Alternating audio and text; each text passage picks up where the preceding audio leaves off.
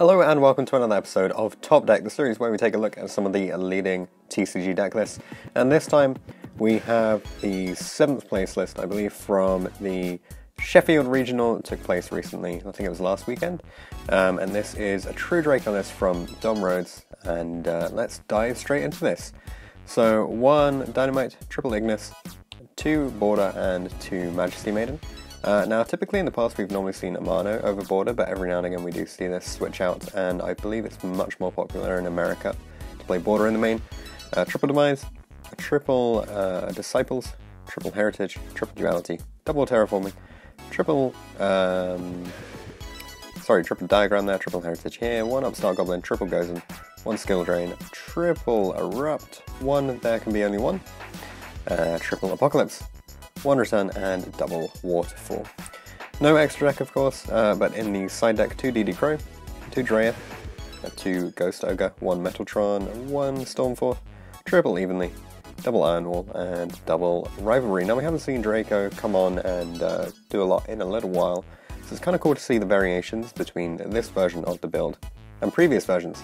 So let's move on to the siding strategy now.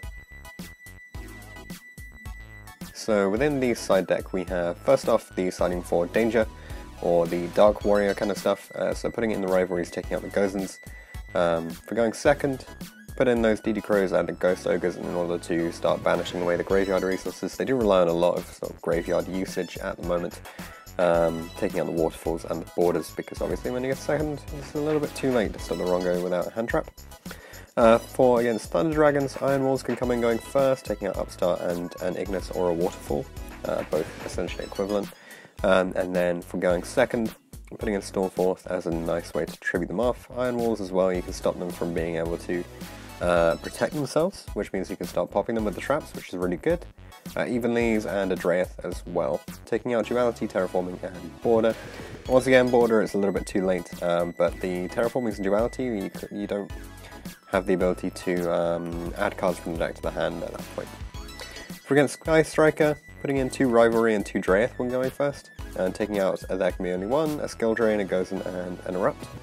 For going second, putting in DD Crows, Dreyeth, Evenly Match, and Rivalry. A lot of stuff going in going second. The Erupt, the Skill Drain, the Borders, There Can Be Only 1, Gozen, and Ignis all coming out when going second. You're more likely to draw into a monster, so it's fairly reasonable to take out them. You only really need to see 1 monster at a time. For Altergeist, no changes going first. The Border will put in a lot of work in that situation anyway. For going second, putting in the Evenlies and taking out 2 Waterfall, 1 Upstart. Finally, for the Draco mirror match, when going first, putting in Metaltrons, Iron Wall, 2 Iron Walls, 1 Dreyeth, 1 Stormforth, taking out the Erupts and the 2 Borders, because they're not going to do an awful lot when they'll just get popped by the traps. And then for going second, putting in the Metaltron again, and they evenly use the Stormforth. Just get rid of all of that back row and problematic monsters, taking out the Erupts and the Borders again. So that's it for the siding strategy. For the rounds that he played, round 1 against Infernoid he went 2-0. Round 2 against Draco, there was a 1-1 time draw here. Round 3 against BA, a second version, going 2-0. Round 4 against Draco, he went 2-1 this time. He had Metaltron and the opponent didn't, so that kind of just wins the match outright. Round 5 against Danger Thunder Dragon, he went 2-1 here. Round 6 against Dark Warrior, went 1-2 because Twin Twister was just too strong in game 3. Round 7 against Weather Painters, pretty interesting this one, went 2-0 though. And round 8 against Prankids went 2-0. So we'll do the shoutouts before the questions. Shoutouts for the cards that he didn't have, like extra copies of There Can Be Only 1 from the people he lent them to him. To Harry for getting his invite with Weathery, which we will be doing in a Top Keck episode very soon. Shoutouts also to Abby, Asa, Chen, Ryan, Chris, and the rest of the daycare for putting up with him being the floodgate flipping Draco guy at locals. So on to the questions then about the deck and the event. So as per usual, asked about the event, he said it was really well run.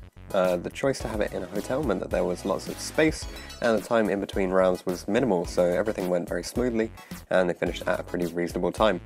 Then why did he decide to play True Draco in this very sort of switched up format from when True Draco used to be so popular? He says he's pretty much played Draco since release. He hasn't really had the cash flow to invest in the big Link monsters and Ash in order to play a different deck. And also it helps that he really enjoys playing the deck, even more so after the Masterpiece getting banned, because you have that Dynamite Ignis focus that gives the deck a feel that he really likes. Also, being able to play 4 skill drains is always good. So then, Amano versus Border, a major point of contention amongst the True Draco community. Why did he go for the Border? He says he's fallen out of love with Amano as of late. Border just stuns the opponent's turn as well, which is way too strong against things like Thunder Dragons and Danger deck. So it's essentially an insta-win in those cases. Then, in terms of the floodgates he went for, he didn't decide to main Order, which is pretty unusual to be honest, because Sky Striker has been so popular. But he says that he chose not to main it just because he's had too many times where it's lost in the game through not having access to monsters.